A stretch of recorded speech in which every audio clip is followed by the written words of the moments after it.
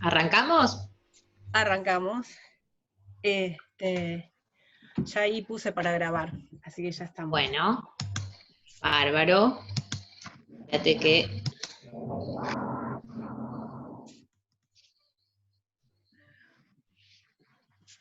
ahí.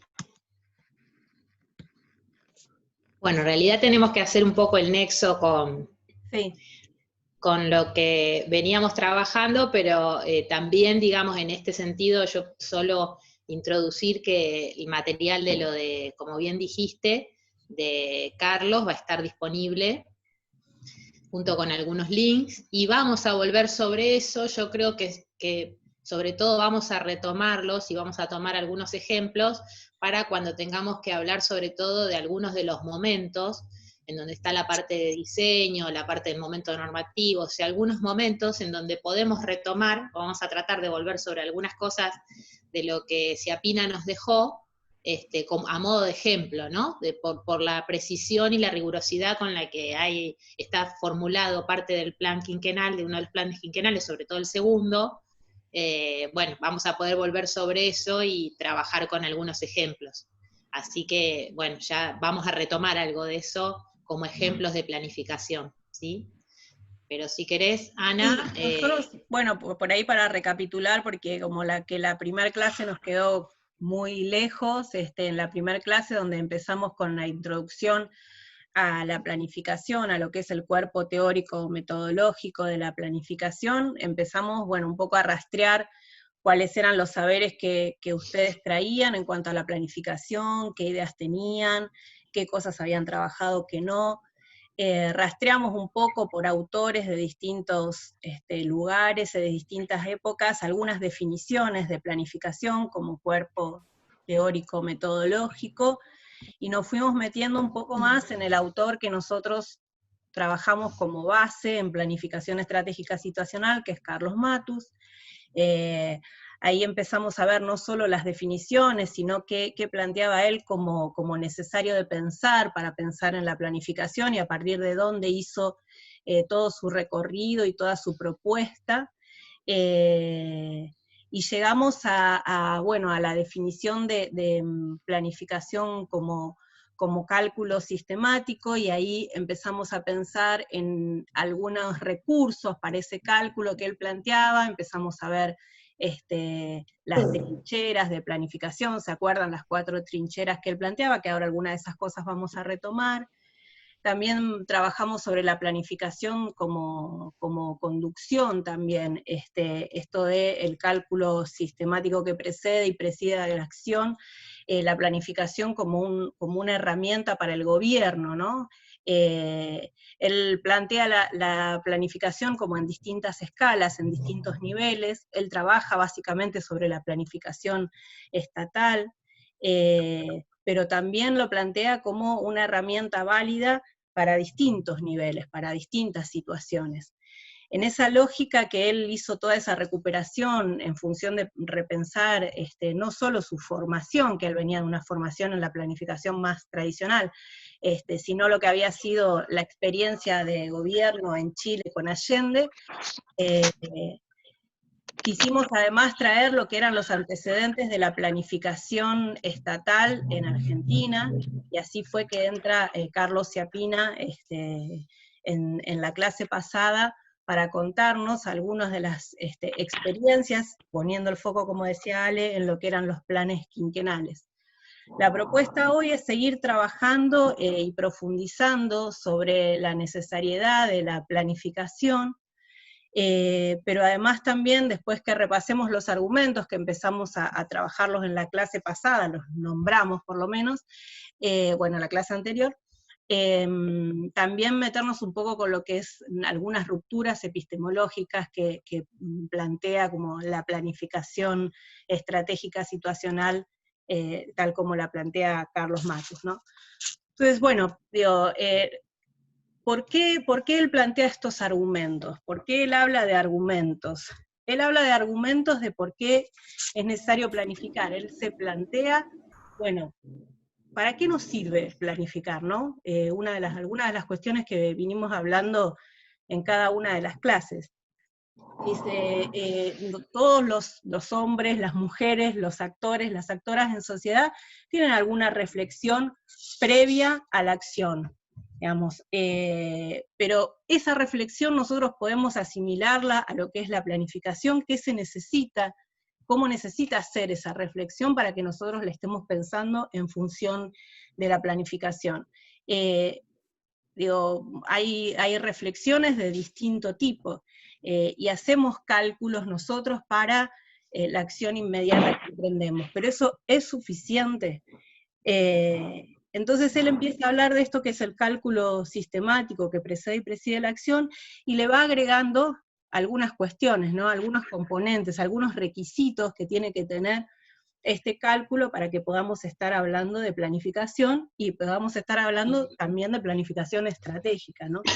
Entonces, dice, para que esa reflexión se identifique con la planificación, lo primero que tiene que ser es constituirse en una mediación entre el conocimiento que nosotros tenemos de la realidad, el conocimiento al que accedemos a partir de la investigación, a partir de los análisis que nosotros hacemos. A ver, hay compas que, perdón, que dicen que no pueden entrar. Perdón, para un cachito porque por ahí... No, pero está deshabilitada la sala de espera, tendrían que... ¿Entrar? Poder entrar. No sé.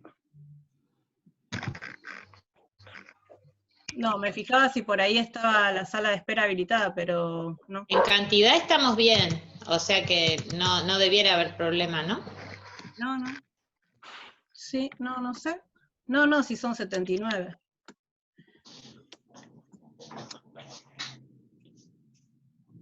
No hay sala de espera. No sé. Bueno, que intenten reconectar. Claro, que se desconecten y vuelvan a conectar en todo caso. Ahí Paz lo puso, de última, si hay en algún grupo que están comentando eso, porque debe ser un problema de las compus o el celu. Les paso, si alguien le quiere copiar ahí del chat, de nuevo el link, para que se conecten, ahí lo puse. Bien.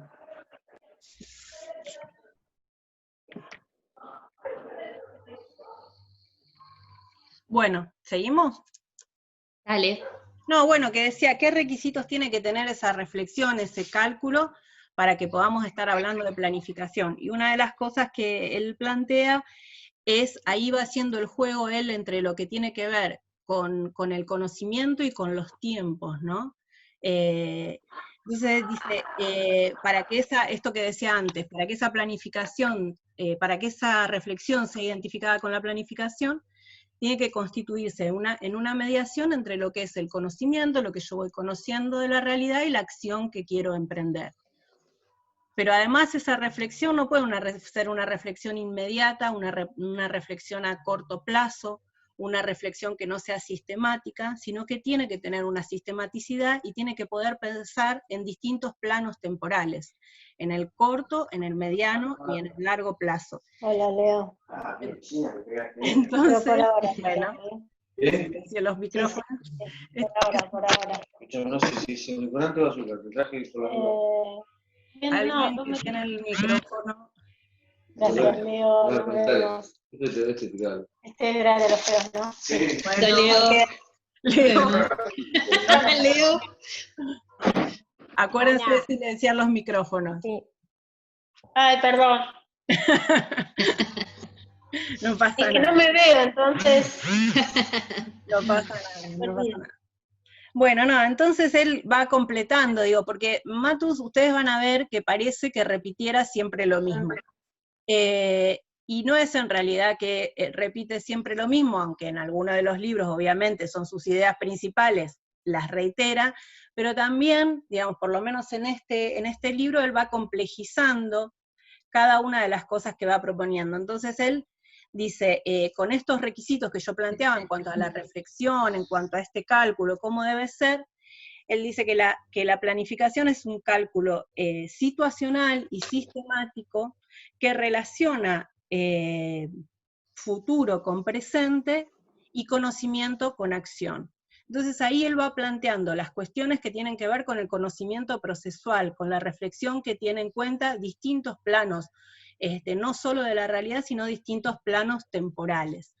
Entonces, en función de eso es que él va planteando esto de los argumentos, para de alguna manera fundamentar aún más por qué es necesario y si este cálculo que él propone es potente, si es suficiente, si es una herramienta eficaz para cualquier situación de gobierno, porque ustedes van a ver que él después habla, digo, vamos a cerrar con eso, pero que él habla con distintas situaciones de gobierno, él juega con poner gobierno en minúscula porque dice hay todas las fuerzas sociales de alguna manera gobiernan, hablamos del gobierno, hablamos del plano estatal porque es como el que asume un mayor protagonismo, pero hay distintas situaciones de gobierno que tenemos que tener en cuenta y en que la planificación puede ser una herramienta eficaz. Entonces, él arranca diciendo esto, que la mediación, uno de los primeros argumentos, él plantea 6 argumentos, uno de los primeros argumentos es que la planificación es una mediación entre el futuro y el presente, ¿no? Entonces él dice esto, que uno produce, un poco lo hablábamos el otro día, uno produce en el presente muchas acciones diferentes que impactan en el futuro, que impactan en el mañana. Él habla, ayer hablábamos con Mercedes, de que hay que tener los pies en el presente y los ojos en el futuro, ¿no?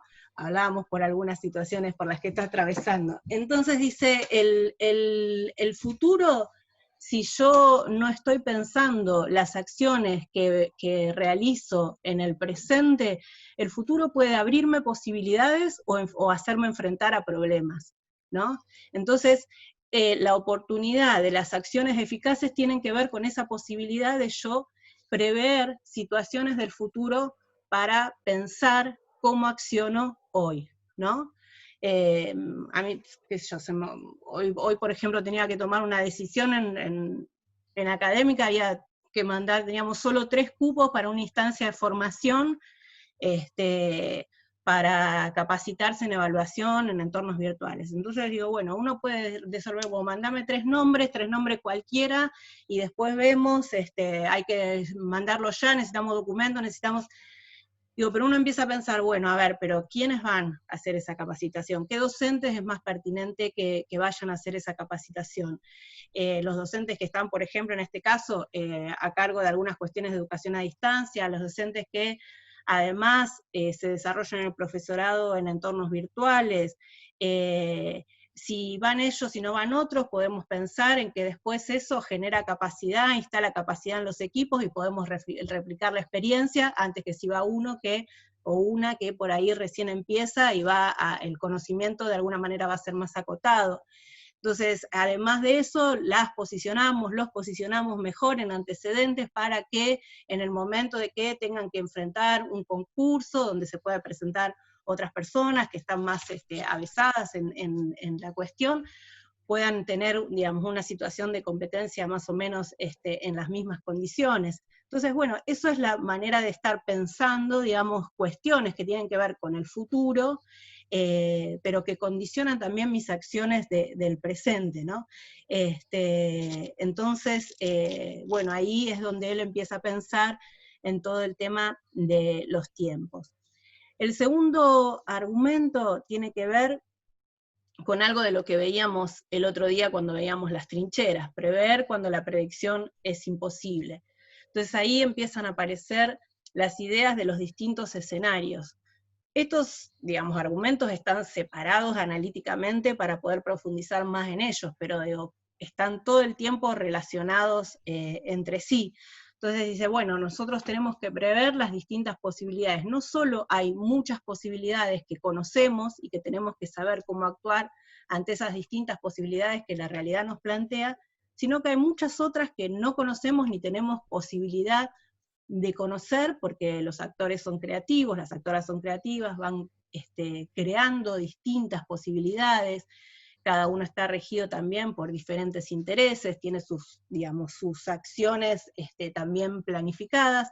Entonces, la idea es la posibilidad de prever distintos escenarios para saber cómo actuar ante esas distintas situaciones que se nos puedan llegar a presentar. Después, el tercero, que en realidad, digamos, podemos decir que el segundo, el tercero y el cuarto se relacionan bastante, es la reacción veloz y planificada ante las sorpresas, que es un poco lo que hablábamos el otro día cuando hablábamos de las trincheras. Esto de por más que nosotros tengamos una cuota de predicción, que es muy acotada, pero también la podemos tener. Profe, ¿se pueden ir poniendo ejemplos de la pandemia? Sí, digo, por ejemplo, todo lo que tiene que ver con, bueno, capaz que se les ocurre a alguno a ustedes, si no, digo, también traemos nosotros, pero a ver, entre estas cosas que yo dije con mediación entre el futuro y el presente, y prever cuando la predicción es imposible, ¿qué cosas se les ocurre que podamos estar pensando en relación a la pandemia que pueden ser pertinentes para relacionarlo?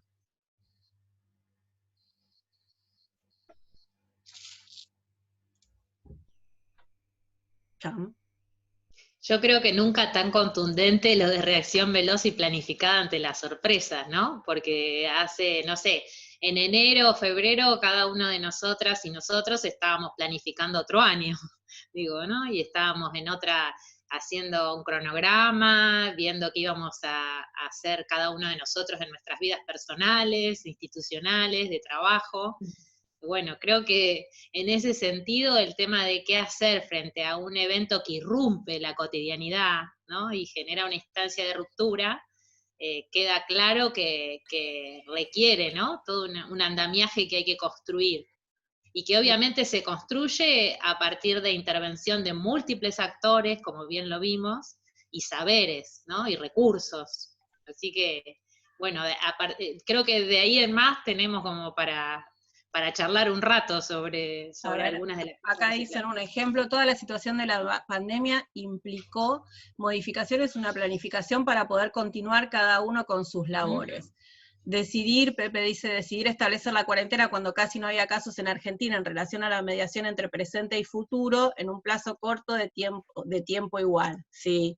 Todo lo que fue la organización de los cobros, tanto IFE como jubilaciones, sí. Sí, digo, todo lo que tiene que ver con las distintas posibilidades, esto de, bueno, digo, podamos estar de acuerdo, no de acuerdo, podemos ponerlo en debate todo lo que tiene que ver con la medida de circunscribir el acceso a los barrios, digamos, a los barrios populares, pero si tomamos esa decisión y no tenemos en cuenta que a esa gente le va a faltar comida, que no va a poder tener acceso a determinadas necesidades básicas, que hay que asistirlos en algunas cuestiones de salud, que hay que estar pensando, digo, bueno, todas esas cosas tienen que ver con reaccionar veloz y planificadamente ante las sorpresas, con prever distintos escenarios posibles, y también con pensar en este juego temporal que nos plantea Matus en el corto, mediano y largo plazo. ¿Qué implica si yo no hago hoy esto? ¿Qué puede pasar mañana? ¿Y qué puede pasar más allá? ¿Y cómo puede impactar en el futuro? Y tal vez no estamos hablando de días, de meses, tal vez estamos hablando de años, en términos de qué pasa con las decisiones que tomamos. Sí, pensaba en términos de la predicción también. ¿Hay otros ejemplos? A ver, para ver si acá ellos traen, dicen... y la planificación en educación teniendo en cuenta las desigualdades que giran en torno a eso, tal cual. Sí. Sí, sí, sí. ¿Qué, Ale? No, que decía el tema de cuando la predicción es imposible. Vieron que parte del discurso oficial era esto de, bueno, no sabemos cuándo va a irrumpir también el pico, ¿no? Entonces, todo, digamos, no podía hacerse una apuesta a una fecha infalible y única en la que se iba a producir, ¿no? Teníamos que jugar con la idea de prever y de empezar a pensar, bueno, qué fechas probables, sabemos que cuando cambiaba la temperatura, sabemos que cuando se generaran mayores contactos, ¿sabes? Entonces fueron, ¿no?, por aproximaciones también. En ese sentido se jugó mucho con la técnica de escenarios. Y de hecho uno los puede ver a los escenarios, lamentablemente, digamos, en concreto, cuando ve la situación y la evolución en distintos países, ¿no? Y los resultados y los impactos que generó eso en distintos países, generando acciones y procesos diferentes, ¿no? Y no solo, claro, y no solo, digo, no sabemos cuándo va a ser el pico, sino que tampoco sabemos cuál es el tratamiento más eficaz todavía, cuál es el tratamiento posible y que, digo, y que genere las, digamos, las mejores condiciones para afrontar esta pandemia.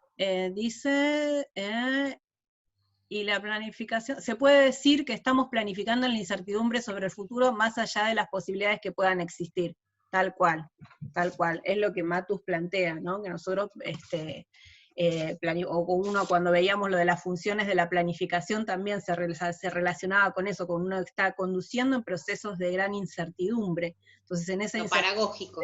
Claro, entonces en esa incertidumbre uno tiene que poder prever las distintas posibilidades, y no solo poder prever las distintas posibilidades que son inabarcables, sino también pensar cómo reaccionar veloz y planificadamente ante las que irrumpen como sorpresas, ¿no? Digo, ya sea para generar posibilidades o para tener que enfrentar esos obstáculos que se nos presentan en función de nuestro plan. Y la mediación del pasado con el futuro también tiene que ver con eso, porque tiene que ver con un poco cuando nosotros hablábamos del aprendizaje de los errores, cuando hablábamos de las trincheras, se relaciona con eso, cómo nosotros aprendemos y capitalizamos las cosas que pasaron en el pasado reciente para poder, de alguna manera, asumir mejor las condiciones de la planificación para un futuro. Bueno, todo lo que pasa, digamos, todo lo que pasó con los barrios de la ciudad de Buenos Aires, y cómo se está enfrentando en relación a eso el tema de la pandemia en los barrios del conurbano, digo, también podemos estar pensando hasta dónde, digo, aunque faltan muchísimas cosas, porque me parece que bueno, hay cosas que no están alcanzando, pero podemos estar pensando en este aprendizaje rápido del error, de lo que pasó en todas las villas y los barrios con derechos vulnerados de la ciudad de Buenos Aires, y cómo se está tratando de actuar en provincia de manera de, por lo menos, tratar que no impacte con tanta... Sí, atenuar. Claro. Pensaba en esto de cuántas veces se remitieron, cuál era la experiencia más parecida o que tuvo, digamos, ¿no? Que obviamente tuvo otra escala, pero el tema de la gripe aviar, cómo se habló bastante de, bueno, de qué pasó o qué cuestiones se tuvieron que generar con la gripe aviar, con toda la escala diferente que tuvo, ¿no? Pero bueno, que siempre buscando que se remite a aquello que exigió que el sistema público tuviera que estar en alerta y que tuviéramos que tener otra reacción. Digo, creo que se va acumulando en términos de qué cosas del pasado se parecen a ese escenario que se asoma, digamos, como una necesidad de tener que construir respuestas, ¿no? Sí. Y planificar. Sí, ahí agregaba Agustina también, que este pasado puede ser como un pasado reciente en la experiencia de lo que fue sucediendo en otros países, digamos, tomar eso como una enseñanza de, bueno, alguna medida que fue exitosa o no, contemplando las características particulares de los lugares también, ¿no? Pero también nos enseña. Tal cual. Y después, bueno, en el quinto argumento, que habla de la mediación entre conocimiento y acción, que era un poco lo que veníamos, lo que empezamos a hablar al principio, él diferencia en lo que es el científico con el hombre de acción, perspectiva de género, cero, Matus. Tenemos que estar todo el tiempo traduciendo en distintas terminologías, porque bueno, no, él habla del hombre y habla todo el tiempo de actores, pero bueno, dice, en esta mediación entre conocimiento y la acción, habla del plan como cálculo, y habla también de la necesidad de reconocer que uno, esto que decíamos antes, planifica en la sociedad, y en la sociedad hay distintas perspectivas, y tenemos que poder reconocer Digamos que parte de ese conocimiento es poder reconocer que no hay una sola perspectiva, que no hay una sola explicación de la realidad. Esto después lo vamos a profundizar cuando entremos a todo lo que sea los supuestos de la planificación, la epistemología y la explicación situacional, entre esas cosas, pero que bueno, hay distintas posiciones con distinto peso que uno tiene que poder conocer, y en función de eso también en gobierno, dice, el gobierno es la acción práctica, y esa acción práctica para que sea eficaz, tiene que poder coincidir todo lo que es el gobierno con la planificación, no tienen que ser como parte de un mismo acto. Y cuando habla de coherencia global ante las acciones parciales de los actores, él habla de la necesidad de conducir los procesos, ¿no? De que siempre, esto que decíamos antes, digo, hay diferentes planos de gobierno, hay diferentes situaciones de gobierno que llevan adelante los actores, las actoras, las fuerzas sociales. Después por ahí nos vamos a meter un poco más con el concepto de actor según Matus, que es importante porque no es actor igual a sujeto, no es lo mismo, no lo plantea de la misma manera, y un poco se relaciona con lo que veíamos antes con políticas públicas, pero se necesita esos procesos ser conducidos. Las cuestiones de las libertades, digamos, individuales, de las libertades de las distintas personas, también tienen que de alguna manera encontrar un cauce para que las acciones sean lo más democráticamente posible elegidas, ¿no? Lo más democráticamente posible conducidas. Yo me acordaba cuando leía sobre esto, todo lo que tuvo que ver con la protesta del otro día de los anti-cuarentena, ¿no? Definiendo la necesidad de que sean reconocidas sus libertades individuales, sus libertades como un sujeto, libertades de transitar, de abrir sus negocios, pero digo, es necesaria, digamos, la posibilidad de poder conducir esos procesos en términos de algo que no se convierta en libertad para algunos y para otros no, sino que esté prevaleciendo, digamos, algo que sea más democrático y más igualitario para todos y todas. Entonces hay veces que esos objetivos que son democráticamente, o que debieran poder ser democráticamente elegidos y conducidos, tienen que prevalecer ante otras situaciones, ¿no? Entonces, bueno, nada, o sea, él en esta red de argumentos que él plantea, va fundamentando por qué es necesario planificar. Entonces dice que es una capacidad potencial que tienen todas, lo que decía antes, todas las fuerzas sociales, y que esto puede ser una herramienta para que sea utilizada, para que sea potenciada por cualquiera de las fuerzas sociales y por cualquiera, digamos, digamos, la planificación estatal es como la expresión máxima, pero es una de las posibilidades. Después hay muchas otras planificaciones de distintas fuerzas que conviven en lo social, ¿no? Él habla del sistema social, que conviven en lo social. Porque considera como la sociedad como una red de gobiernos donde cada uno también va planteando y poniendo en juego sus diferentes acciones, sus diferentes intereses, sus diferentes posicionamientos ante determinadas situaciones, digamos, las organizaciones sociales, las distintas organizaciones gubernamentales, la universidad, bueno, distintas redes de gobiernos que van interactuando y que van teniendo distinta implicancia en todo lo que son las cuestiones de lo social, ¿no? Así que un poco por ahí va el tema de los argumentos. No sé si hay alguna pregunta, alguna duda, algún ejemplo.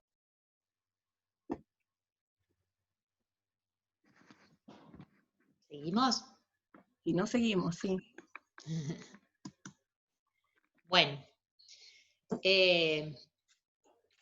Sí, me parece a mí que vamos a estar, ¿no? Toda la clase, esta clase vamos a estar circulando por estos temas, así que por ahí aparecen intervenciones de más adelante. creo que esto que vos traes en realidad está muy concatenado a lo que planteaba María con el tema del proceso de producción de políticas públicas, esto que vos decías, ¿no? La sociedad como sistemas de gobierno de distinta índole, y hablabas de organizaciones, de sindicatos, de distintos niveles.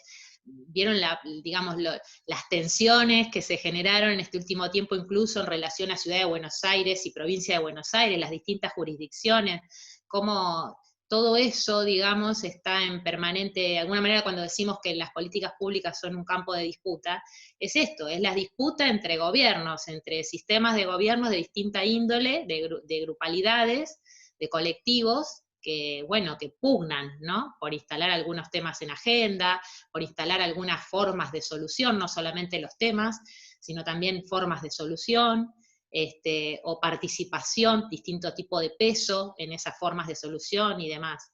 O maneras de entenderlos, claro, maneras de entender los problemas y de posicionarse frente a ellos, ¿no? Exacto.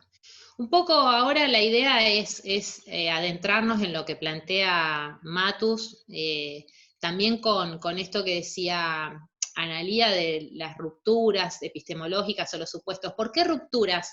Porque precisamente la discusión o lo que trae Matus a la hora de hablar de supuestos epistemológicos o de postulados es un poco plantear cuáles fueron los quiebres que él mismo hizo, ¿no? Él, como bien dijo Analía, digamos, un portador de la planificación tradicional, de la planificación normativa, un tipo que se dedicó a la planificación desde siempre, y los modelos o las perspectivas de planificación de las primeras épocas, así como pudimos ver cómo estaban planteadas la de los planes quinquenales o la de los planes de las primeras experiencias de planificación a escala nacional, tanto en nuestro país como en otros países. Bueno, en principio, como decíamos, siempre se tendió a pensar la planificación como campo de disputa. En su momento, en la Unión Soviética se planteaba como disputa respecto de la avanzada o el libre juego del mercado, ¿no? Y poder pensar otra lógica que regule la vida social. Y se habrá, digamos, pudimos ver, y si no lo vamos a ir recuperando, en función de también instancias de ruptura y de disputa que planteaba el peronismo, digamos, con el tipo de conquistas de derechos, yo no imagino que cuando se planteó el Estatuto del Peón Rural, o cuando se planteó alguna de los derechos y las protecciones, o las conquistas sociales de los sectores de trabajadores, no fue una cosa que seguía una inercia, ¿no? Bien sabemos que implicó no ser arrastrados por los hechos, como dice Matus, tratar de generar instancias de ruptura. Entonces, la planificación en sí es eso. Ahora, en una primera etapa, la planificación estuvo más atravesada por lo que era la cosmovisión de la época también, ¿no? Como ustedes lo han visto en el campo de las ciencias sociales, la predominancia del racionalismo, de una lógica racionalista, era también la que impregnaba las experiencias de planificación. Y en ese sentido es en el que se formó, Matus se formó en Harvard, digamos, y después vino al gobierno de Salvador Allende. Miren la combinación que tenemos ahí. Pero toda su formación de economista y demás estaba planteada en una lógica bien tradicional, bien normativa, bien racionalista, ¿no? Entonces él lo que tuvo que hacer fue toda una experiencia de poder revisar también, ¿no? Lo que dijo Analía, sus años de cárcel, el sufrimiento y el poder revisar, hacer esa cuarta trinchera de aprendizaje de los errores y ver qué había pasado en el momento en que ellos tuvieron la posibilidad de ser gobierno, en el gobierno de Salvador Allende, y después vamos a volver sobre eso seguramente en la segunda parte del año, ¿no? Con la carta que él le escribe al presidente para reflexionar sobre las cosas que funcionaron mal en el gobierno de Salvador Allende. Pero bueno, todo ese proceso que él hizo propio esto de la cuarta trinchera, y trató de plantear cuál era el aprendizaje respecto de las cosas que estuvieron mal. De ahí un poco surge esta idea de con qué cosas se tuvo que pelear o discutir la planificación estratégica situacional como nuevo paradigma respecto de las lógicas más tradicionales en planificación. ¿Hay alguna pregunta o intervención? Y pregunta Emiliana, dice si las rupturas epistemológicas tienen que ver con la batalla cultural. Y en realidad tiene que ver con la batalla cultural de la época, y ahora vamos a ver por qué, ¿no? Y creo que son tipos de rupturas que si ahora las revisamos, ustedes van a ver que no, lejos estamos de tener la vaca atada al respecto, ¿no? Como hay discusiones sobre las que todavía seguimos. Las voy a poner solo en grandes títulos para después recorrerlas, ¿sí? Las vamos a recorrer una a una. Pero por algo dice final abierto. ¿Quién era el que había preguntado?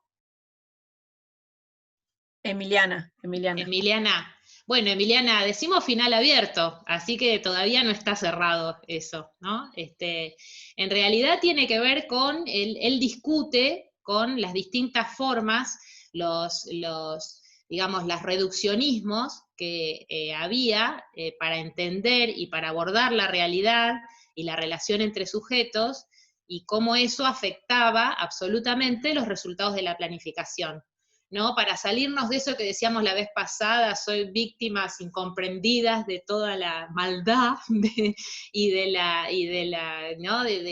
azar que parece que nos hace que nos salga todo mal, que no podamos generar aquellos objetivos que nos planteamos y que no podamos lograr las cuestiones que nos proponemos, digo, pasando desde lo que nos planteamos como objetivo en un proceso de práctica de formación hasta lo que nos planteamos cuando planificamos cuántas materias vamos a sacar este año, etcétera, etcétera, ¿no? Él plantea que existen una serie de supuestos que son de alguna manera lentes o formas de prismas, ¿no? A través del cual miramos la realidad y son las que nos generan muchos problemas a la hora de no solamente diseñar las planificaciones, sino también, sobre todo, conducirlas. ¿Por qué? Porque él también, me parece muy interesante volver sobre esto que decía Analía de hombres y mujeres de acción. Digamos, él plantea, bueno, hay como y se prende a toda una discusión que si nos ponemos a discutir con las compañeras docentes de las cátedras de investigación, seguro que nos quedamos un rato largo, ¿no? Porque también se plantea esto de, bueno, qué cosa o qué tiene, creo yo, releyendo mucho sus textos ahora, creo que tiene algunos prejuicios respecto a la gente que investiga o a la forma que promueve, digamos, el conocimiento universitario, también entendiéndolo en el conocimiento de más colonizado, ¿no? Y que estaba más atravesado por otras restricciones, por otras disputas también de orden ideológico, pero él plantea de alguna manera que a él le preocupa el conocimiento pensando básicamente en el momento de actuar, en el momento de poder intervenir. Por eso le preocupa que ese conocimiento sea útil para esa intervención, para esa acción concreta, y para generar algún tipo desencadenar algún tipo de proceso de transformación, ¿no? Entonces habla, entre otras cosas, bueno, habla del sujeto y del objeto, de la relación sujeto-objeto, que creo que no es una cosa que ustedes escuchen por primera vez, sobre todo estudiando ciencias sociales, plantea el tema de la verdad y que es esto más de una explicación, revisa qué pasa con los actores sociales y las actrices, qué rol juegan, cómo se relacionan, habla del tema del poder, habla del tema de la incertidumbre también, que Analía traía recién, y habla de esto del sistema regido por leyes, o si crea leyes, si hay lugar para generar algunas cosas nuevas a las que ya están establecidas, o uno simplemente tiene que deducir o inferir cómo están dadas las leyes en la sociedad, y que se refiere siempre, esto de planificar, a problemas cuasi estructurados. Vamos a ir recorriendo cada una de esas cuestiones. Es importante volver sobre este alerta que hacemos siempre que esta escisión, ¿no? Que hacemos entre la planificación normativa o tradicional y la planificación estratégica situacional, no siempre está tan clara y tan contundente. Nosotros los dividimos, digamos, como que son Caín y Abel, digamos, de alguna manera, los buenos y los malos, pero en términos absolutamente didácticos, porque después en la realidad, lamentablemente, y lo vamos a ver nosotros en nuestras propias experiencias, es muy difícil deslindar, no porque alguien plantee que está haciendo una planificación estratégica, está efectivamente venciendo esta tentación a dominar la realidad y pararse por fuera de la realidad. Eso es uno de los primeros postulados con el que él discute, con el que Matus discute. Dice, la planificación tradicional o normativa dice que el sujeto es diferenciable del objeto sobre el que se planifica, ¿no? Es como si uno estuviera absolutamente por fuera, digamos, de la realidad y pudiera observarla, y manipularla, y pudiera despojarse de aquello que hace que nosotros, sin duda alguna, estemos implicados y contenidos, y a veces por experiencias, por bagaje, por sensaciones, por trayectorias, no tuviéramos, no estuviera mezclado eso, no fuera complejo de corrernos, sobre todo en el caso del trabajo social, que no estamos, digamos, no nos referimos a zapatos, a fórmulas de química, ni construcciones de ingeniería, ¿no? Estamos refiriéndonos a situaciones y a problemas de sujetos, ¿no?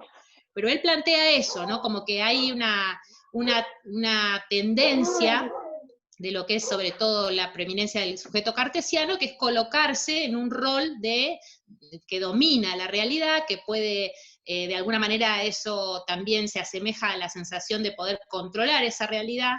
Yo miro la realidad como que no me contiene y de alguna manera puedo hablar objetivamente de esa realidad, ¿no? Referirme a los problemas, ¿no? En trabajo social, que eso está bien claro. Yo puedo hablar del embarazo adolescente, puedo hablar del aborto, puedo hablar, y como si no, digamos, como si en eso no se jugara mi condición de género, como si en eso no se jugara mi condición de qué sector social provengo, qué experiencias de vida tuve, qué entorno social, con quiénes me vinculo, qué disciplina tengo, ¿no? Como que pudiera de alguna manera colocarme en diferente condición.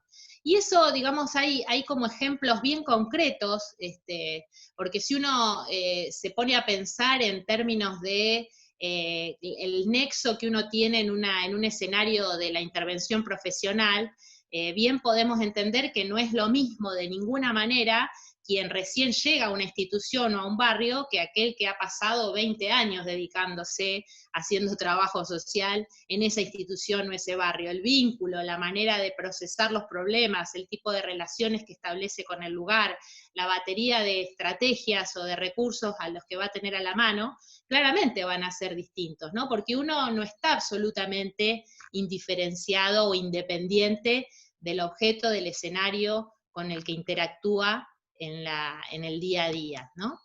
Ale, había dos cosas. No sé si Rocío está levantando la mano o simplemente se le escapó la reacción. Si está levantando la mano, que pregunte tranquila. Y después Emiliana decía, es muy tremenda la visión con la naturaleza, se la reduce a un recurso. Tal cual.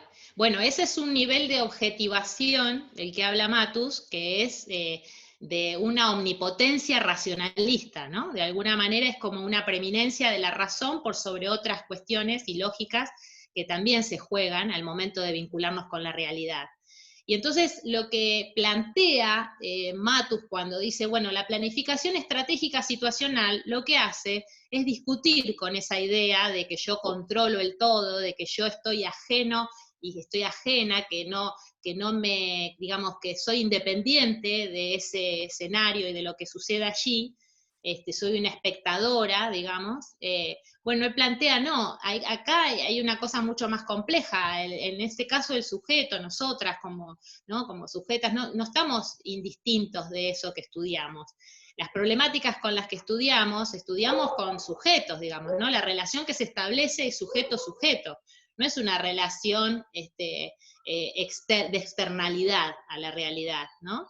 Y entonces eso es bastante más complejo, vamos a volver sobre eso después, pero después él toma a Gadamer, toma a otros pensadores y dice, bueno, estar adentro, estar metido en esa realidad, ser parte, existir históricamente, hace que uno tenga muchas más dificultades de objetivar, porque no se juega solamente ahí la dimensión cognitiva, ¿no? Se juega también otras cuestiones que tienen que ver con nuestras posiciones, con nuestras vivencias, con nuestros sentimientos respecto a lo que pasa, ¿no? Y sobre todo en el tipo de problemáticas con las que nosotros nos vinculamos.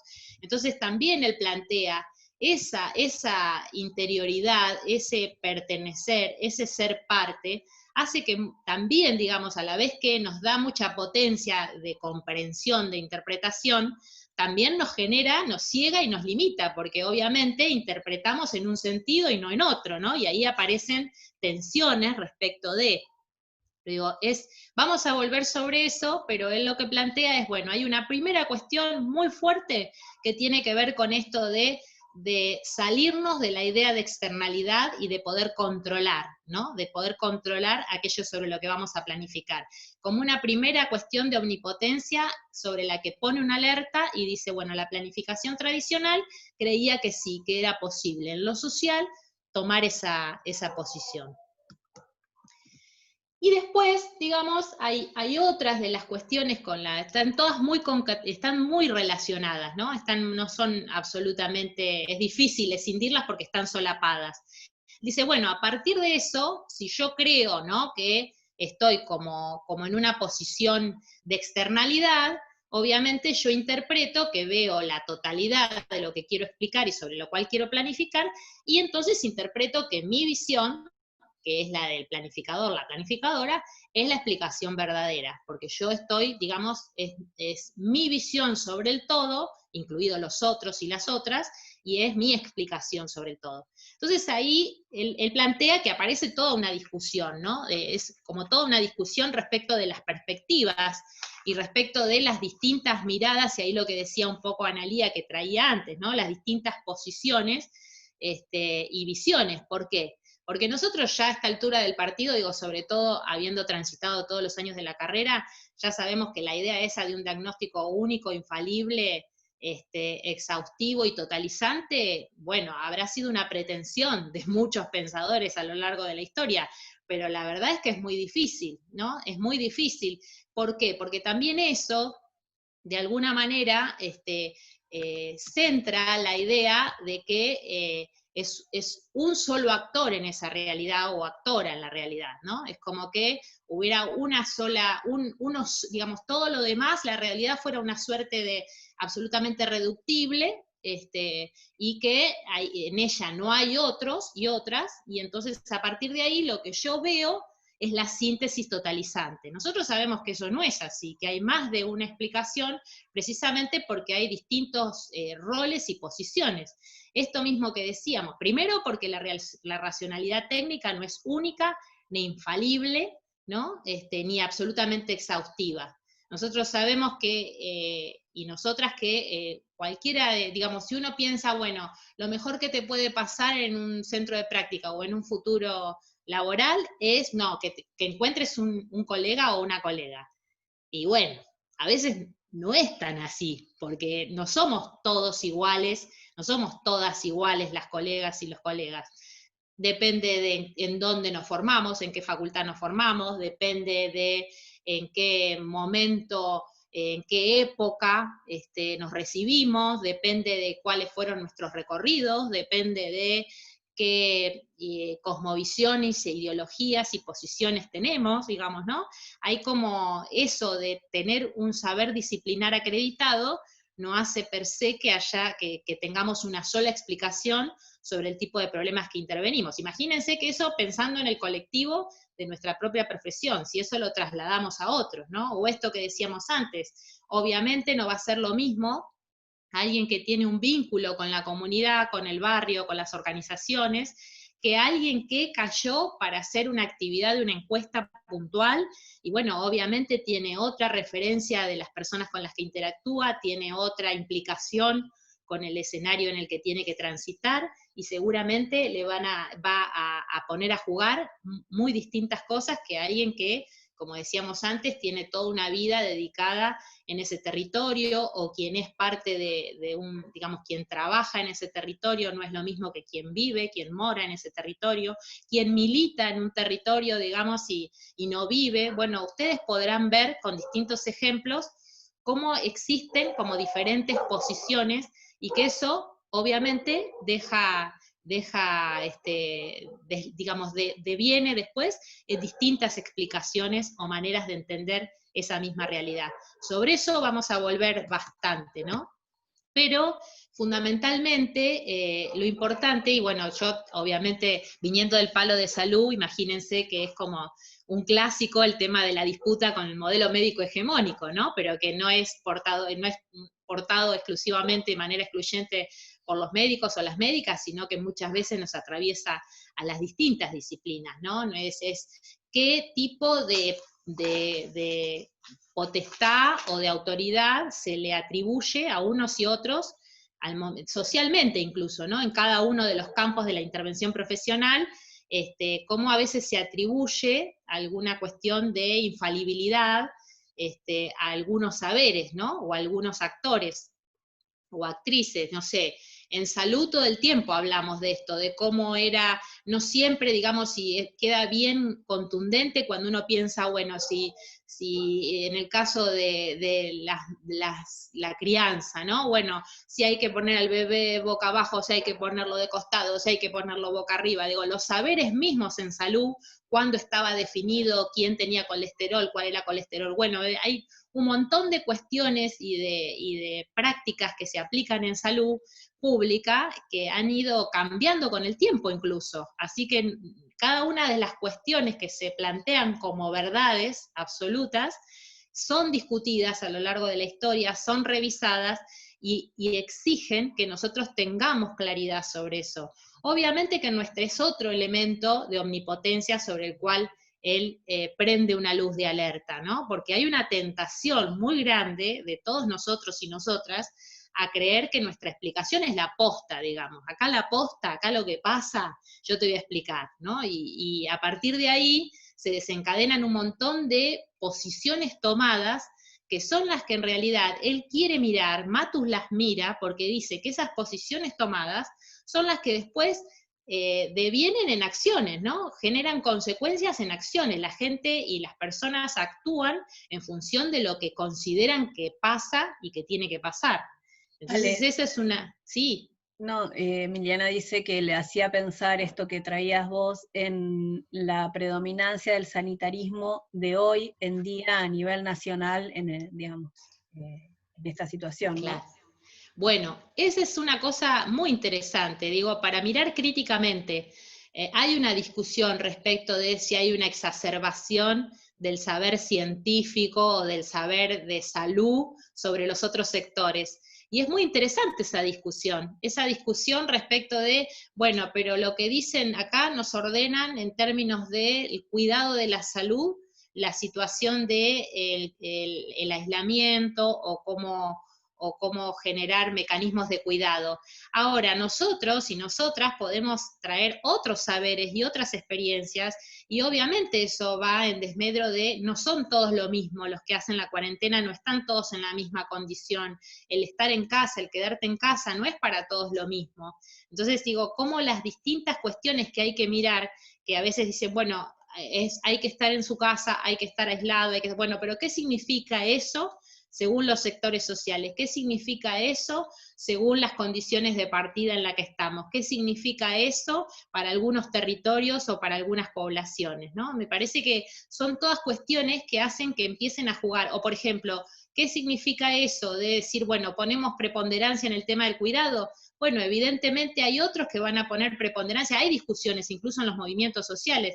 Bueno, seguimos con esta cuestión, ¿qué hacen las personas que tienen un trabajo no registrado? ¿Qué hacen las personas que están en la informalidad, que tienen que generar estrategias de supervivencia y que no tienen la posibilidad de persistir en las condiciones de aislamiento? Más allá de que nosotros sabemos y nosotras que ha habido mecanismos de atenuación, de salir con las políticas como el ingreso de soporte, ¿no? De respaldo, pero bueno, eso vino a conclusión de que aparecieron distintas explicaciones de cuál era la situación y cuáles eran las vulnerabilidades que se juegan en el escenario de la pandemia, ¿no? Que son múltiples. Piensen en todo el tema del aumento, o sea, por un lado, cuidamos y preservamos la vida con el cuidado del tema del aislamiento. Por otro lado, se dispararon, o por lo menos sí generaron mucha alerta las situaciones de violencia de género, que en una condición de aislamiento, o lo mismo se está planteando respecto a, en el caso de nuestra mirada de trabajo social, ¿no? ¿Qué pasa con las situaciones de abuso o maltrato infantil, o algunas situaciones que quedan más invisibilizadas? Bueno, entonces, ¿qué es el cuidado? ¿De qué trata el cuidado? Es mucho más complejo de poder desentrañar cuál es la situación o cuál es la verdad en este escenario de pandemia, ¿sí? Acá me parece muy interesante la idea de que más allá de las verdades relativas, ¿no? Que a veces aparecen como, bueno, es mi verdad contra tu verdad, y entonces en ese relativismo se licúa todo, lo que plantea Matus y a lo que nosotros vamos a apelar después también, al momento de hablar del momento explicativo, en la metodología, es que él va a apelar más que a la verdad, a una lógica de verosimilitud. ¿Qué es lo que quiere decir esto? Que eso es verdadero para alguien, y entonces eso es lo que hace que actúe de tal o cual manera, ¿no? Entonces, a veces no es tanto, bueno, ¿qué es lo verdadero o no? Bueno, podría ser una discusión de orden filosófico que nos lleve toda la tarde, ¿no? Y sería muy, muy interesante. Pero él apela a la idea de verosimilitud, de lo que es verdad aquí y ahora para mí.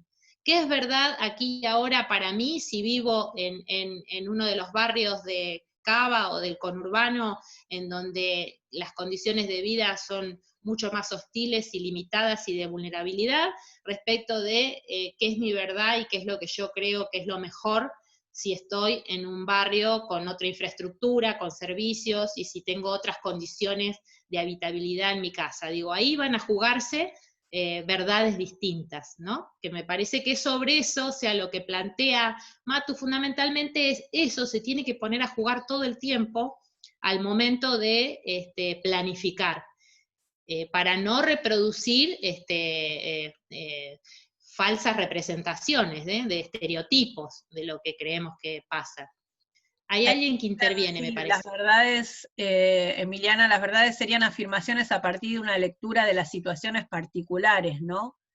Exacto, en realidad tendrían que ver con las posiciones de las personas y de los sujetos que la emiten, digamos, ¿no? Que a veces son grupos, no son personas individuales, a veces son grupos. Vieron que incluso respecto de los sindicatos y movimientos sociales, no todos están planteando lo mismo. Entonces digo, bueno, cada uno desde la posición que ocupa, desde lo situacional, desde aquello que tiene en juego, que es lo que plantea Matus, ¿no? ¿Qué es lo que se juega para esa persona, para ese grupo, en ese escenario? ¿Estamos? ¿Hay otra intervención? No, pero es de Agustina, reforzando, que son situacionales, dice. Exacto, sí. Sí, él habla bastante de esto de cada sujeto, cada actor, cada actriz en una inserción particular, singular, exactamente. Y en función de eso, bueno, va a plantear su posición, su propia perspectiva. Vamos a volver sobre eso igual. Después él plantea como otro postulado con el que discute, digamos, desde la mirada que aporta con la planificación estratégica situacional, que es de donde nosotros nos paramos, que él dice, bueno, la mirada tradicional en planificación planteaba de alguna manera que, bueno, explicar era como descubrir de alguna manera leyes o algunas coordenadas que regían en la realidad, que esas leyes o coordenadas de alguna manera eran rígidas, entonces uno y no tenían dinámica, no estaban empujan, estaban estables, y que remitían o generaban determinados comportamientos sociales. Entonces, en función de eso, uno establecía cierto cálculo sobre eso, en términos a la hora de planificar, y a partir de ahí, digamos, no había lugar a pensar que pudieran suceder esas terceras trincheras, ¿no? Que hubiera situaciones inesperadas. Es como que, bueno, los actores, las actrices, iban a quedar dóciles a cualquiera fuera nuestra propuesta de planificación. Entonces ahí aparece esta idea de, digamos, esta noción de Matus de empezar a pensar en los sujetos, en los actores, en las actoras, como sujetos creativos, como, digamos, con dinámica, con la posibilidad de, en el caso de sufrir determinadas situaciones, de resistir, por ejemplo, ¿no? Cosas que nosotros vemos absolutamente en el cotidiano, y que esto es bastante interesante también para pensarlo en clave de la intervención profesional. Nosotros no encontramos, digo, hay toda una discusión en trabajo social respecto de esto de trabajar con la falta, con lo que no está, con el otro como absolutamente receptivo, receptáculo de nuestra intervención profesional, de aquello que nosotros venimos a traer. Nosotras solemos decir, el espectáculo no empieza cuando nosotros llegamos, ni queda totalmente dócil a lo que nosotros pensamos que hay que hacer, ¿no? Hay también lo que plantea Matus, es decir, bueno, así como hay explicaciones distintas, cuando se juegan esas explicaciones al momento de que nosotros planteamos un deber ser o determinada propuesta de planificación, los sujetos, los actores, los grupos, reaccionan de alguna manera y también tienen otra planificación o tienen una mirada o tienen una idea de cómo debieran ser las cosas. Y a veces esas miradas o esa manera de encarar esa realidad puede ser compatible o no, ¿no? Y eso genera también acciones que por ahí no estaban previstas. Digo, imagínense ustedes a las madres de Plaza de Mayo en pleno contexto de dictadura. En pleno contexto de dictadura, mujeres, amas de casa, mujeres sin experiencia, en la mayoría de los casos, sin experiencia o antecedentes de haber estado militando, de tener una participación política, en plena dictadura, salir a la calle y salir colocándose un pañal en la cabeza como un modo de hacer aparecer aquello que no estaba, ¿no? Que habían desaparecido. Entonces, digo, esa capacidad, ¿alguien podía esperarse que eso se transformara en un emblema, en un hito histórico, el de la resistencia en nuestro país, y que fuera hasta el día de hoy, como sucedió con el tema hace tan pocos años con el 2x1 y la resistencia que se generó, que los pañuelos representen hoy para cualquiera de nosotros un símbolo de la resistencia? Bueno, en ese momento no.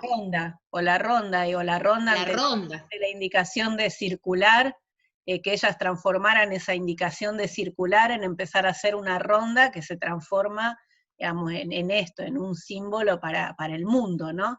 Y todo lo que implica históricamente esa ronda de las madres.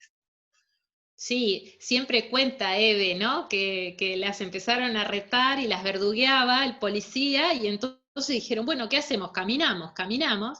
Digo, pero esa idea de que no, digamos, no era algo previsto, no era algo sobre lo que había experiencia previa, por lo menos no desde estas mujeres, ¿no? Entonces, ese es el planteo de Matus, ¿no? ¿Qué pasa con los movimientos históricos, el movimiento obrero, los movimientos sociales con los piquetes, cuando no había posibilidad de que los desocupados y las desocupadas generaran paros, el formato más estándar y más tradicional de protesta social respecto de la situación laboral?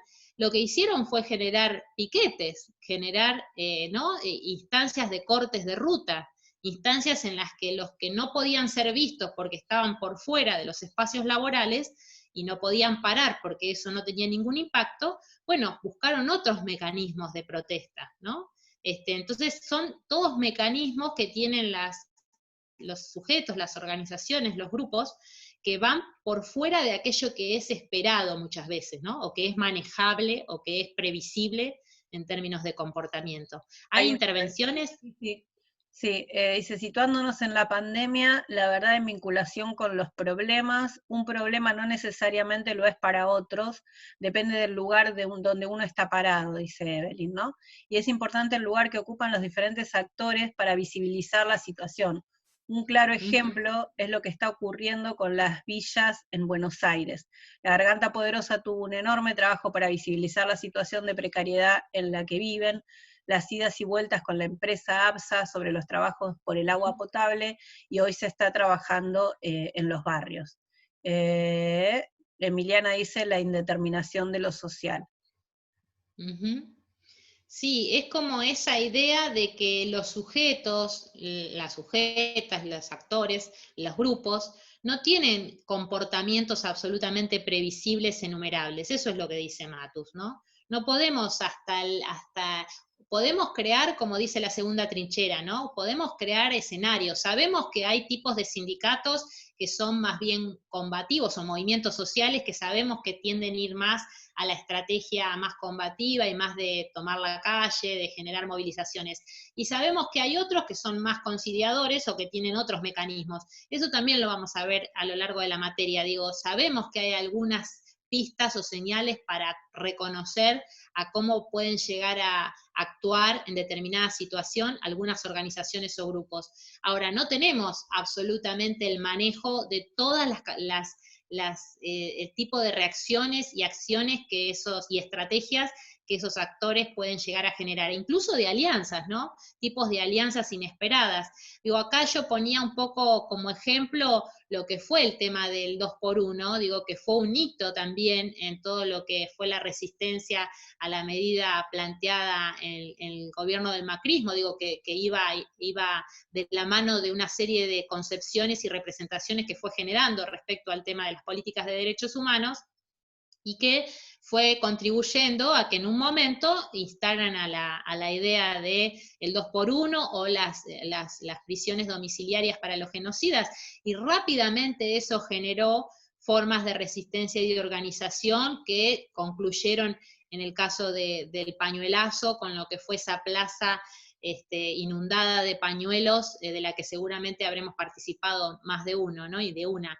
Pero digo, como distintas instancias que no son esperadas, y bueno, y muchas veces a lo largo de la historia también fue un hito en la historia de nuestro país, en la resistencia, la carpa blanca. Imagínense una carpa, digamos, instalada con una dinámica absolutamente inesperada también, con artistas que pasaban, con expresiones culturales, digo, para resistir a lo que fue la ley de educación, la ley federal, la ley de educación superior, pues, digo, todas discusiones que tienen que ver con distintas estrategias que se dan los grupos y las organizaciones, que son no manejables, que son no previsibles por parte de quien planifica. Eso, por más que uno lo dice y aparece como algo obvio, les aseguro que después, cuando estamos trabajando, cuando estamos pensando en una intervención profesional, cuando estamos tratando de reconocer qué es lo que pasa en una institución, se nos nubla, se nos vuelve complejo, y pensamos nosotros que sí, que conocemos y que podemos dar cuenta de todo lo que va a ser este o aquel, o ya lo tenemos absolutamente rotulado, clasificado, clasificada, y de ahí no nos corremos, ¿no? Hasta los grupos, a las organizaciones, o hasta los sujetos o las familias con las que tenemos que interactuar. Aparece mucho esa tentación. Entonces digo, es algo que no nos es ajeno, ni que tenemos absolutamente superado por haber leído o estar diciendo que nos inscribimos en esta visión más interesante o tan obvia de que, claro, todos los sujetos planifican y de alguna manera tienen acciones que no se pueden reducir, ¿no? Que son irreductibles a comportamientos enumerables y previsibles. Por suerte, ¿no? Porque de eso se trata la vida social. ¿Hay alguna participación, Ana, o intervención? No, ahora no.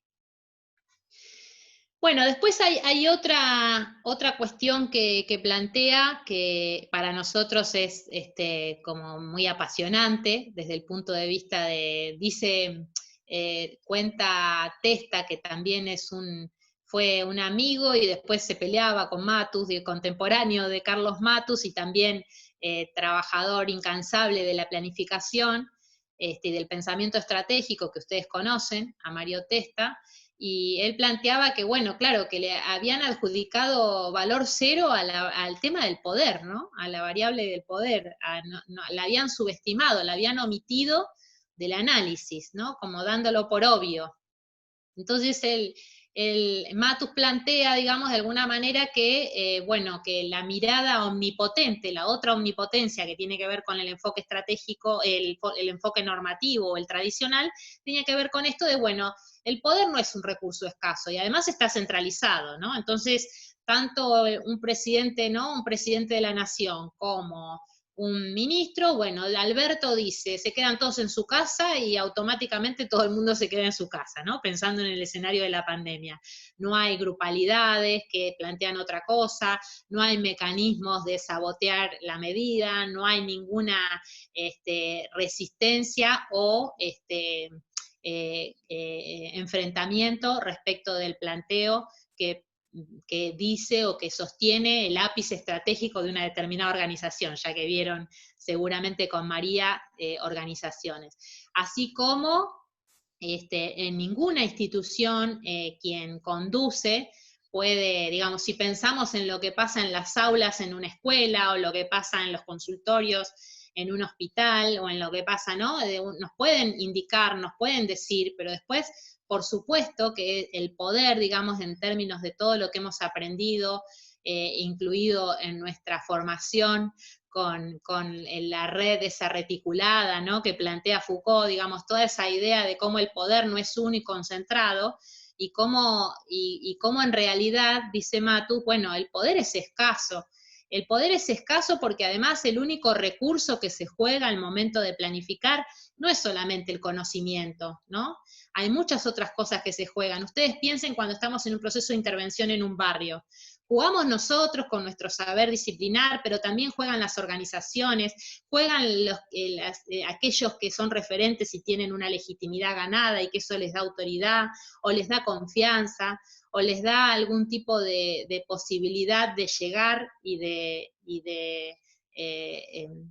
generar tipos de reacciones o de solidaridades o de redes que nosotros podemos tener todos los conocimientos del mundo, podemos tener todas las potestades acreditadas, digamos, de lo que da cumplir tal o cual rol en una institución, pero no es solamente desde nosotros y desde nosotras que se generan los procesos de planificación, son profundamente interactivos. Entonces, desde ahí es que plantea Matus, el poder es compartido, ¿no? El poder circula, ¿no? Diríamos en términos Foucaultianos. Y desde ese punto de vista, nosotros tampoco se queda estático, ¿no? Hay momentos en que tenemos mayores condiciones y hay momentos en donde por las condiciones de coyuntura, porque entramos ¿no? Porque metimos la pata con alguna cuestión en la relación con alguna familia o con alguna colega de otra organización con la que veníamos trabajando en red, y bueno, y entonces se nos condicionó las posibilidades de articular con esa institución o con esa familia con la que veníamos trabajando, y de golpe, bueno, llegamos tarde, no nos dimos cuenta de algún trámite que estábamos generando de manera compartida o articulada, y entonces eso generó desconfianza, digamos, tenemos toda una situación en donde, por supuesto, cuando decimos poder compartido, no estamos diciendo que el poder está distribuido de una manera equitativa y justa, sino precisamente hay asimetrías, y es asumir esas asimetrías y saber que vamos a estar jugando siempre en escenarios en donde esas asimetrías se pongan en juego, ¿no? Y que por ahí ante una determinada problemática el escenario me es favorable para ir en la línea de la intervención que yo propongo, y ante otra no, digamos. Podemos pensarlo en términos más generales, digamos, en términos del gobierno, que tenga un alto apoyo, digamos, un alto nivel de acatación, de adhesión. Perdón, de acatamiento, de adhesión de las medidas que se toman. Si mañana, esto no quiere decir que si mañana, por ejemplo, pone en discusión alguna ley que toque otros intereses o que implique a diversos actores que tengan otros posicionamientos, el nivel de adhesión, de reconocimiento sea el mismo, ¿no? Entonces, ante distintas situaciones, ante distintas problemáticas, el poder va variando, ¿no? Y asumen como mayor poder por ahí otras fuerzas, otros actores que no lo tenían en una problemática diferente, ¿no? En una temática diferente. Sí, o incluso el tema de esto de cuándo fue posible el matrimonio igualitario, o la ley de medios, o qué distinto es que hablemos de violencia de género, ¿no? Pensaba ahora hace poco que falleció Barreda y que salió a la luz otra vez todo el tema de lo que sucedió en La Plata, ¿no? Con esos femicidios. El tema de cómo es posible hablar y dar la disputa y dar una batalla en determinados contextos y no en otros, ¿no? Esto que decíamos. Entonces el poder es compartido, pero a la vez va cambiando cómo está distribuido según las épocas, según los momentos, y también, como dijo al principio Analía, según cómo actuemos hoy, nos abrimos o nos cerramos posibilidades y condiciones de posibilidad para adelante, ¿no? Entonces, si estamos en una determinada institución y sabemos que desde el vamos, ¿no? Esa institución, por ejemplo, en el caso de trabajo social, que tenemos que trabajar muchas veces en las posibilidades de mejorar en la accesibilidad y de mejorar que la gente llegue a la institución, y nosotros estamos promoviendo que se apropie, sea una escuela, sea un centro de salud, de lo que allí se promueve, ¿no? En términos de derecho. Y bueno, no es lo mismo si yo trabajo en construir una red y una vinculación y un lazo y una determinada red con todas las organizaciones y las zonas del barrio, a que si yo, bueno, me quedo, ¿no?, trabajando exclusivamente o de manera excluyente con una. Entonces digo, a futuro eso me va a abrir o me va a cerrar, y las condiciones de poder trabajar más en conjunto van a ser más o menos. Eso es un poco lo que... Sí, una cosa más que trae Mercedes como ejemplo, que es el proceso que empezó a plantear el Ministerio de Justicia con la liberación de personas, ¿no? Todo un proceso que, no sé, Merce, si querés contar vos algo más, pero digo, todo un proceso que había empezado desde el comienzo de la gestión en términos de estar planificando una liberación paulatina de la gente que estaba en condiciones de salir en libertad por el estado de su proceso judicial, y en función de prever como que se generaran mayores problemas ante la situación en la que están detenidas las personas, ¿no? Aumentó exponencialmente las prisiones preventivas, la detención de personas en los últimos años, más allá que es una cuestión estructural que se viene padeciendo hace muchísimos años, la situación en contextos que están las personas en contexto de encierro, pero aumentó exponencialmente en los últimos años, y cómo se empezó a trabajar sobre un plan para generar las condiciones para que esas personas salieran, bueno, de alguna manera se tuvo que volver para atrás ante la presión mediática, o por lo menos modificar la estrategia ante la presión mediática, el cacerolazo, y las cuestiones que empezaron a surgir a partir de, además, noticias falsas que circulaban en torno a la liberación de personas que habían cometido delitos como violaciones o como femicidios, y bueno, todo lo que implicó eso. Acá lo que dice Agustina, antes de esta pandemia era por la superpoblación en cárceles, y luego vino la pandemia, cambió el escenario. Claro, se estaba trabajando más allá de la pandemia, mucho antes de la pandemia, en función de evitar problemas mayores. Y bueno, la pandemia irrumpió en el escenario aún profundizando esa problemática. Y Emiliana dice el rol de los medios como actores que instalan la agenda pública. Sí, o sea, lo que plantea sobre todo Matus es tratar de revisar esa idea de que el plan prescribe, y prescribe sobre un escenario inerte, ¿no? Y que eso no encuentra ningún tipo de resistencia. Por eso hablamos que, digamos, en términos de, no existe el poder y el no poder, existe, en realidad, dicen algunos autores, la potencia, ¿no? El que no está ejerciendo poder está en potencia.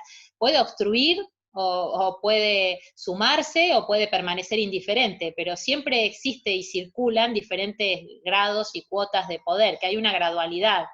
Y también lo que plantea Matus un poco con este postulado, de cuando habla de la viabilidad, que limita la viabilidad del deber ser, es porque nosotros en general el deber ser lo ponemos como aquello que a nosotros nos parece que debiera estar sucediendo, como vos decís, ¿no? El tema de la superpoblación de las cárceles como un problema, y tratar de pensar en cómo está la justicia en Argentina y qué tipo de cosas son justas o no, y cuáles otras condiciones podrían ser más justas. Bueno, por supuesto, eso no hay una sola explicación o una sola visión de cómo tiene que suceder. Entonces ahí aparece un deber ser también en sí mismo en discusión. Y lo que es un problema para uno no es un problema para otros, ¿no? Para mucha gente que las cárceles estén superpobladas es lo mejor que puede pasar, porque los delincuentes están en prisión, digamos, y no, digamos, es un posicionamiento ante esa realidad, ¿no? Sí, sí, o qué hay que hacer frente a las cuestiones de inseguridad, ¿no? Los más punitivos, cuáles son las miradas sobre, cuál es el deber ser, está en discusión, todo el tiempo está en discusión cuál es el deber ser. Eso lo vamos a ver después también cuando hablemos más desde lo metodológico y los momentos. Pero precisamente lo que quiere dejar en claro Matus es que ningún proceso de planificación y ningún planteo que nosotros hagamos de desencadenar, como dijimos en la clase pasada, la primera, esto de desencadenar procesos de cambio o procesos de transformación, nunca esas cuestiones se dan sobre un escenario armonioso, inerte, de acatamiento, de sumisión, ¿no? Siempre aparecen pujas y diferentes ideas y que obviamente se inscriben en las diferentes explicaciones y racionalidades que se juegan, ¿no? Ese es un poco el sentido.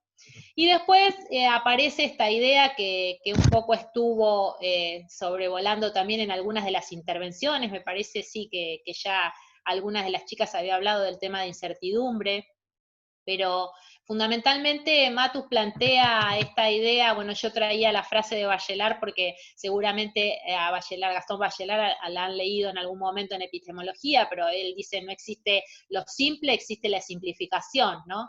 En esta idea, como decíamos antes, de la planificación más normativa o tradicional, de controlar el todo, de estar por fuera de tener un saber y una racionalidad totalizante en términos de explicación única, infalible, bueno, obviamente eso se corresponde con una idea de que no existe incertidumbre, ¿no? El final es cerrado para quien tiene esa forma de pensar, y hay un solo deber ser, y ese deber ser lo único que hay que hacer es explicarlo e indicarlo y aplicarlo.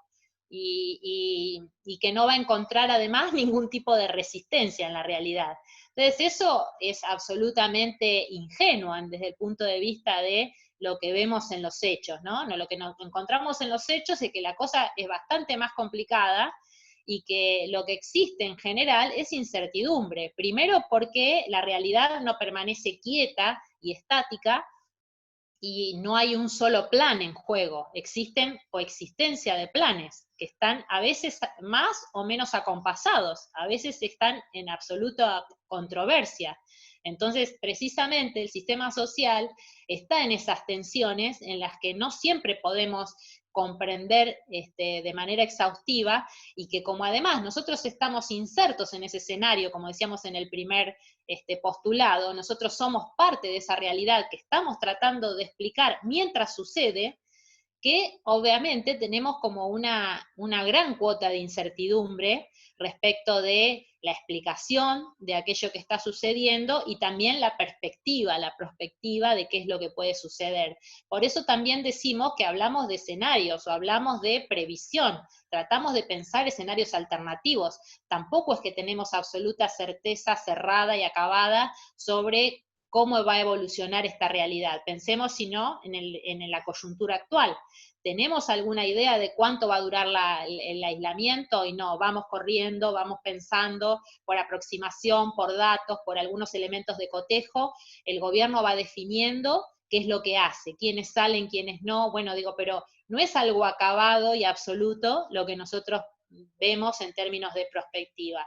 Bueno, eso es como mucho más contundente, pero después a la hora de desencadenar procesos sociales, cuando nosotros tenemos que trabajar, por ejemplo, en escenarios como la intervención en la violencia familiar, o en las situaciones de alcoholismo, en el caso de salud, que son problemas históricos, digamos, cuando tenemos que empezar a pensar cómo intervenimos, qué tipo de estrategias nos damos, bueno, ahí aparecen, no es aplicable a todas las personas, a todos los padecimientos de violencia, las mismas estrategias, no a todo el mundo va a generarle o a impactar de la misma manera, se juegan algunas cuestiones de historias familiares, se juegan algunas cuestiones de contextos de vida, se juegan algunas cuestiones de recursos y de redes que tienen unas y no otras, digamos, todas esas cuestiones que hacen que uno y una aproxima algunas explicaciones y algunas proyecciones de cómo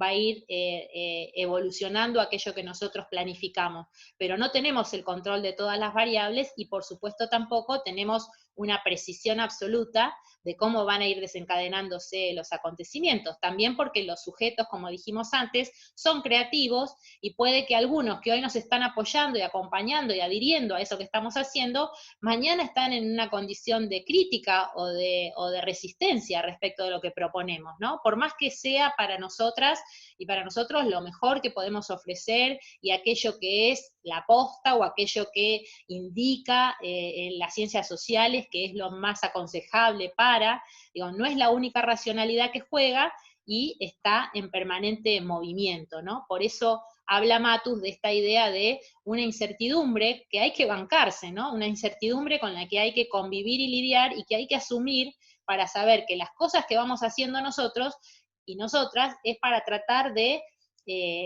no ser arrastrados por los hechos, como decíamos en la frase de Matus, para tratar de ganar y conquistar algunos grados de libertad, para tratar de que los acontecimientos se precipiten hacia el tipo de procesos que nosotros creemos que son los mejores para un determinado momento histórico o para una determinada grupalidad.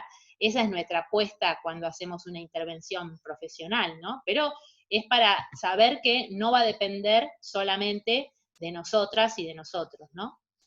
Este momento histórico creo que es el mejor ejemplo de cómo las certezas no tienen lugar, cómo se pusieron en tensión todas nuestras certezas, incluso, digamos, en términos de la intervención profesional con problemáticas que se venían trabajando desde hacía mucho tiempo en alguna línea y que hoy tienen que problematizarse nuevamente, que tienen que repensarse nuevamente, más allá del ejercicio que uno tiene digamos, en la profesión de poder ir todo el tiempo redireccionando algunas intervenciones, pero hay como unos acumulados en función de la experiencia, en función de la trayectoria, de cómo abordar determinadas situaciones. Bueno, eso hoy también se puso en tensión, digamos, esas pocas certezas, esas pocas cuestiones que nosotros teníamos acumuladas, hoy también se ponen en tensión y tampoco sabemos cómo va a seguir, cómo va a ir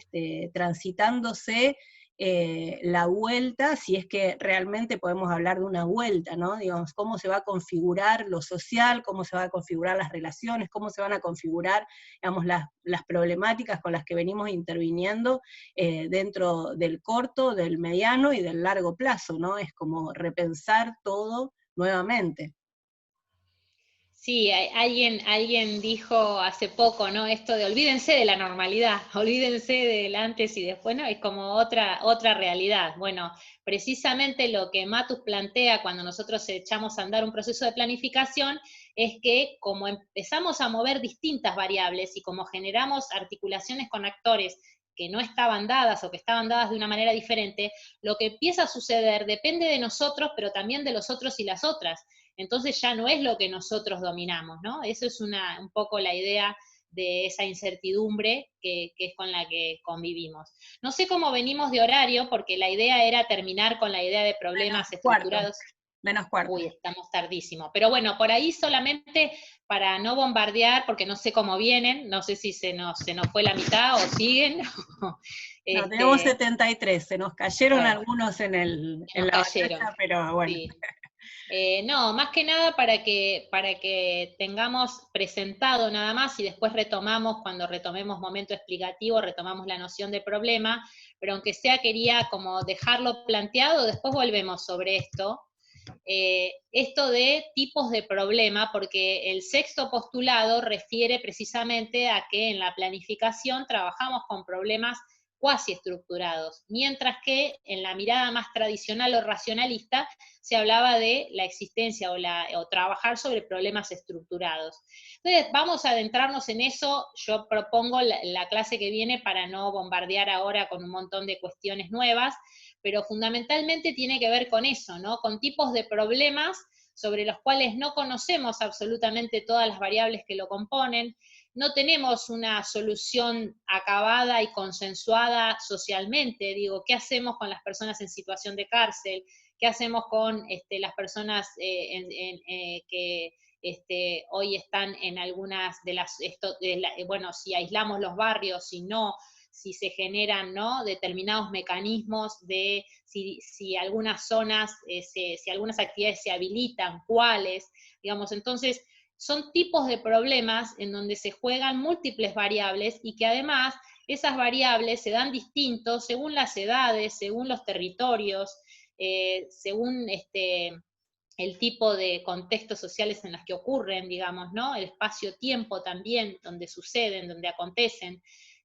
Son tipos de problemas con los que tenemos que generar y pensar tipos de soluciones y de abordajes que no tienen un consenso acabado, que son también motivo de controversia, ¿no? Entonces, sobre esos problemas nosotros planificamos. Cuando nosotros decimos qué hacemos con el aborto, qué hacemos con los embarazos no deseados, o qué hacemos con los derechos de las mujeres o de las disidencias, qué hacemos con las situaciones de discriminación, qué hacemos con...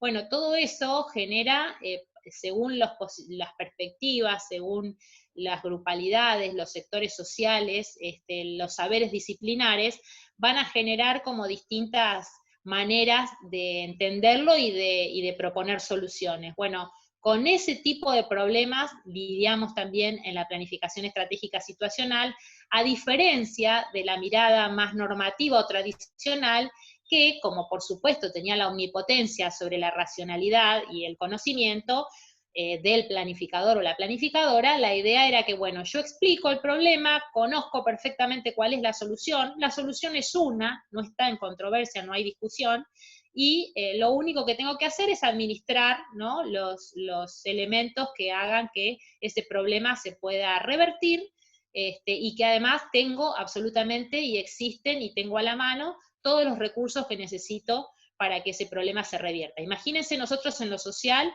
en donde a veces tiene que ver con pautas de vida, con hábitos, con trayectorias, con identidades, con otros elementos que no son manipulables por medio de un actor en particular, ¿no?, o un grupo o una institución. Entonces, ese tipo de problemas, esos problemas que Matus llama de una manera tan complicada, que dice cuasi estructurados, o Mario Testa habla de problemas indefinidos o problemas difíciles de definir, porque precisamente esto, ¿no?, se van dando como con distintas características según los momentos históricos, según los grupos a los que afecta, según el tipo de profesional o sector que lo mire, ¿no? Y eso es lo que hace tan difícil para nosotros trabajar en procesos de planificación en escenarios de las políticas sociales, ¿no?, las políticas públicas, que son las que nosotros tenemos que, son nuestra materia preponderante. Bueno, yo les propongo que por ahí cerremos por acá y después retomemos con este mismo esquema de los problemas, como para poder profundizarlo y trabajar con ejemplos en la apertura de la clase que viene. ¿Les parece? Pregunto. Ahí, no sé, sí, dice que sí, sí, sí. Si pudimos subir el texto, preguntan, pudimos subir parte del texto, explicábamos al principio, porque no hay ni el aula, ni pueden aguantar como la extensión de ese texto, entonces estamos tratando de dividirlo para ver si podemos subir, o compartirlo por Drive, o subirlo a la página de la facultad y compartir el link. Ahí estamos viendo distintas posibilidades para poder, para que ustedes puedan acceder al texto, y decíamos que sí está en el drive de digitalización que tiene el centro de estudiantes. Si alguno tiene acceso a eso, lo pueden buscar ahí también. Lo otro, no sé si tenemos algo más para decir. Al principio decíamos que a partir de mañana va a estar subida una consigna para ejercitación, que van a tener 15 días para hacerla. Busquen en la pestaña de novedades y ahí la vamos a subir al módulo. Y entre hoy y mañana terminaremos de cargar todas las cosas que nos faltan cargar en el aula web. No sé, chicas, si algo más, algún aviso más tenemos que hacer. Bueno. Bueno, no, yo que eso va a estar ahí, la misma consigna, pero se van listones, prestar atención a los mails que fuimos a aportar. No se escucha. Se corta, Merce. Pero sí, dando seguro 10 de cerca del trabajo, el carácter de obligatorio. No se escucha, ¿eh? No se escucha. O yo no escucho. Bien. No pasa nada. No, bueno, no, las cuestiones a tener en cuenta por ahí para ordenar es que los trabajos que nosotros vamos subiendo tienen carácter de obligatoriedad, o sea, son obligatorios. Algunos fueron calificados, o sea, son todos evaluados, algunos van a ir con nota, otros no, pero nosotros necesitamos que cumplan con esos trabajos. Estamos dando tiempos bastante laxos como para que los realicen, pero necesitamos, para hacer un seguimiento también de la situación de ustedes con respecto a los aprendizajes, a la comprensión, a la lectura, necesitamos que nos los entreguen.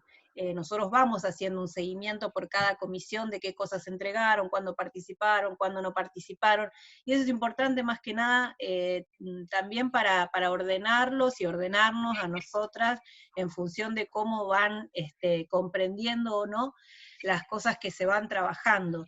No tiene solo el valor de lo que tiene que ver con la calificación, sino también con ir repensando o ir direccionando todo lo que es digamos, las propuestas pedagógicas que vamos haciendo para trabajar los temas, que ustedes contesten o nos digan si tienen dificultades, si no lo pudieron hacer, si no lo entendieron. A nosotros nos ayuda también a pensar en otras alternativas.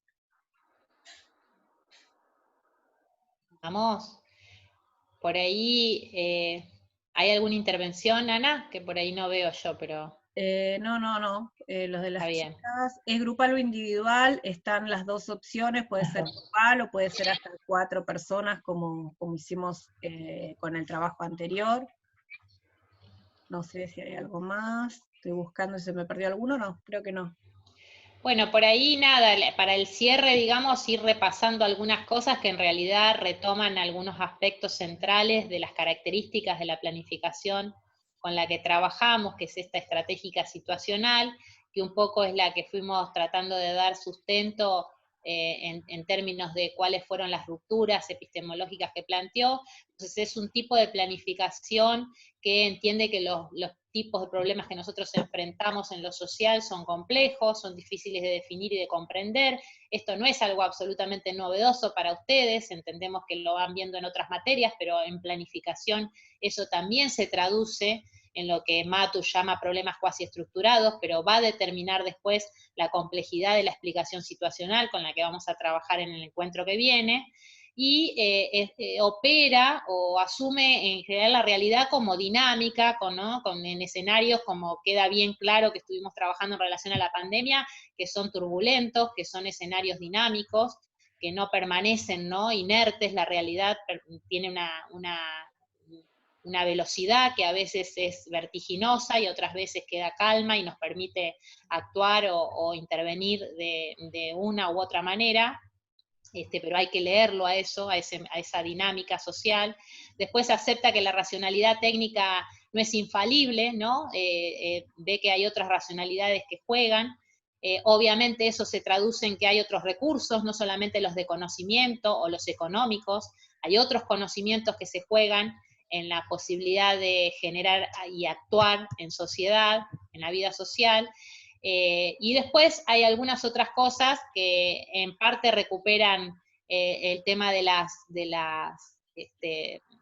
trincheras, pero por otro lado recuperan cosas sobre las que vamos a volver y yo no abundaría, como el tema de, bueno, cómo hacemos para construirle viabilidad a aquellos procesos que se proponen toda planificación. Tratan de pensar que no es que prescribimos algo a partir del deber ser y eso lo aplicamos, hay como diseño e implementación, son componentes que están muy estrechamente ligados y hay interdependencia entre ellos. Bueno, exigen políticas de alianzas, tienen trayectorias zigzagueantes, cosas sobre las que vamos a volver a lo largo del desarrollo de los momentos, que va a ser lo que empecemos a desandar a partir de la clase que viene. ¿Sí? ¿Vamos? Sí, por ahí antes de terminar, nada, que nos vayan diciendo si se va entendiendo, si quieren que vayamos más lentos, si, bueno, si más o menos hasta acá las cosas que se trabajaron fueron quedando claras. Los leemos, las leemos. Si van siguiendo, si van pudiendo seguir más o menos todo lo que se va trabajando. Si quedaron con vida después de la clase. Sí, se entendió perfecto, son clarísimas, sí se entiende. Personalmente sí, bueno, buenísimo. Sí, bueno, sí se entiende, genial.